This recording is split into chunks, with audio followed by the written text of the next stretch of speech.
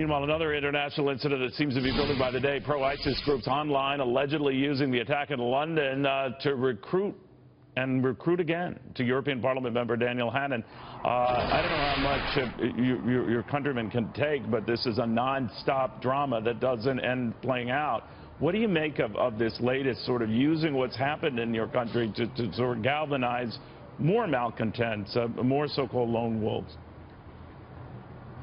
It's of course very shocking, Neil. I mean, Britain is a country that likes to think of itself as being an orderly and civilized place, and civil place.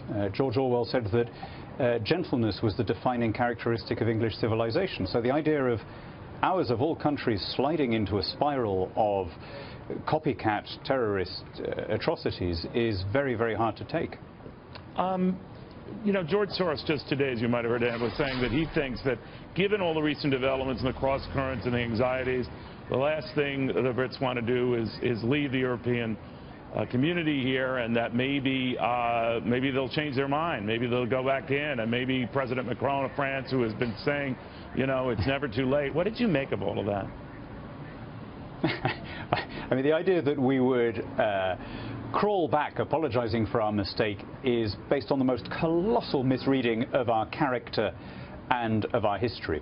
I mean, for the record, public opinion has hardened against membership in the year since the vote. Only 22% of people now think that we should stay in the European Union. And it's because most Remain voters are decent Democrats and they accept the outcome. So you don't think that Soros is right that there's a change of will here, or that maybe given the recent election that was an embarrassment to Theresa May, that it's a slower approach to breaking off with the European community, that it'll take longer than thought?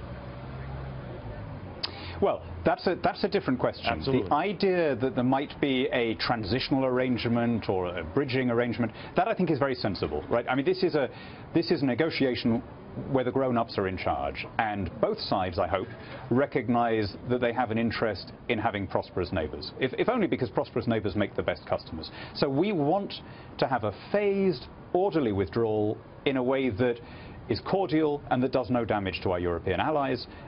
And I think that the early signs are that we are talking about how to maximize mutual advantage. But the fact of Brexit is really not in doubt. And that the reason that public opinion has hardened in favor of it is that all of the predictions of economic catastrophe that were given during the campaign about what would happen immediately afterwards have been shown to be utter nonsense. You know, we were told that unemployment would rise, it's collapsing. We were told that the stock exchange would collapse. Actually, our stock exchange is the best performing in Europe.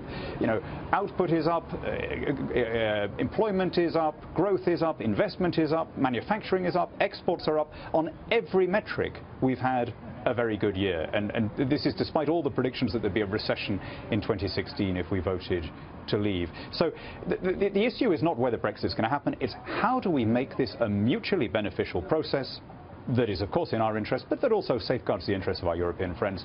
And like I say, the early signs are that that's what's happening. Then I'll put you down as a maybe on Soros's comments, Dan. Very good seeing you again. Thank you very much, my friend.